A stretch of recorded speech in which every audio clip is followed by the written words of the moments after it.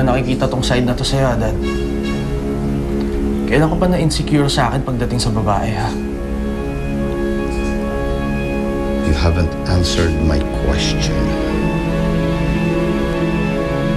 Sa tingin mo ba, hindi pa niya ako nakakalimutan, ha?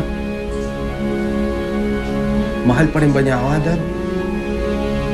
Pangalan ko ba sinisigaw niya tuwing... Tumahimik ka! Well, to answer your question, no.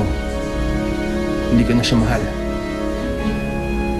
Pero kung ako, hindi pa niya ako nakakalimutan, hindi ko problema yun.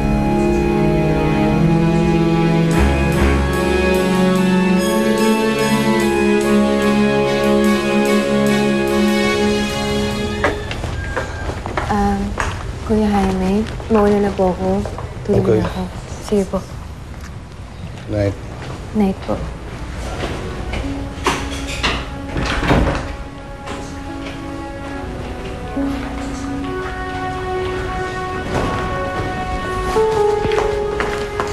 Ako kanina pa ako nagtitimpi sa'yo, ha? Jaime, ano naman ginawa ko? Nagtanong ka pa. Malandi ka. Doon sa kwarto.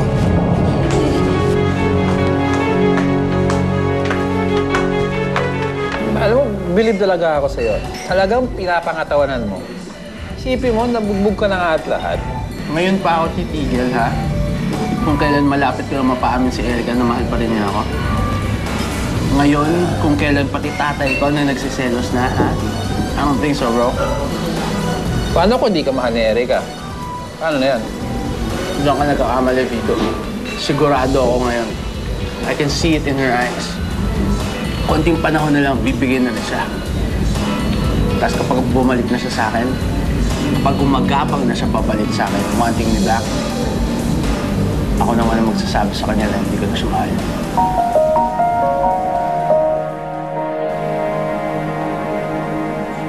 Jaime, tama na.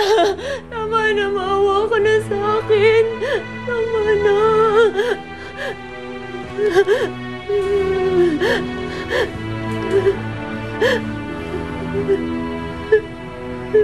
Ayoko nang may kakausapin kang ibang lalaki.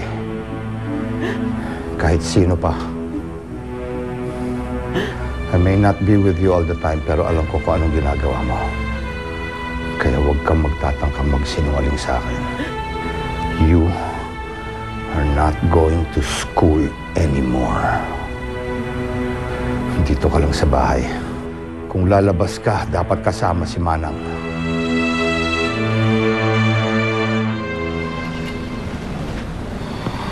I wonder what your dad's doing with Erica.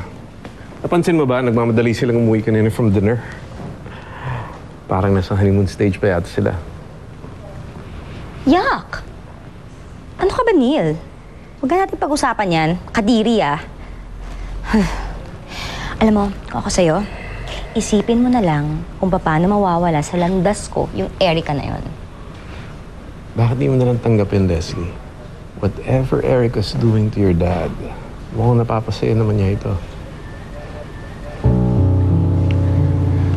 No. Hindi ko nga alam kung paano ko ito sasabihin kay Mommy. Neil, she'll be devastated.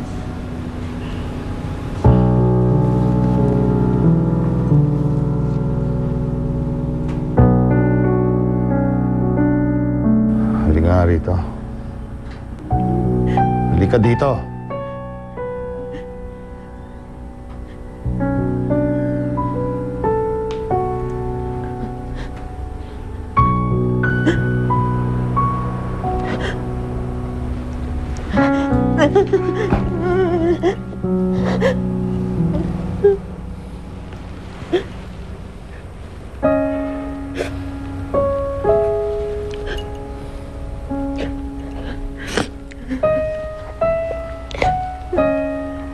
Huwag mo na akong galitin. I don't wanna hurt you anymore, pero ikaw lang to matigas ang ulo. Pagkapait ka na. Ha? Oo, Jaime.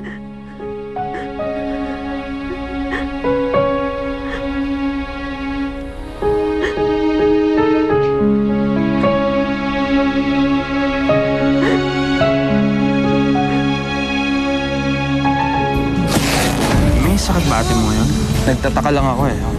Ma'am Erica, andito na po yung pagkain ninyo.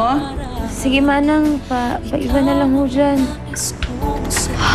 Ma'am, anong ginawa ni Sir Jaime sa inyo? Kasi nalulungkot ako eh. Bihira ako nung nakakausap si ate. Palibasa, lahat ng atensyon niya kasi na kay Kuya Jaime na. Wala to, Manang. Nauntog lang ako sa may headboard. Akin na po yan. Alam ko kung anong ginawa niya sa inyo. Ginawa niya rin yan kay Ma'am Beatrice. Tell me about that woman. Tell me. Ginagawan ko naman ng paraan eh. Medyo natatagal lang. But it's always on my agenda. Kilala ko si Sir Jaime. Kaya nga nagkaganon si Ma'am Beatrice eh.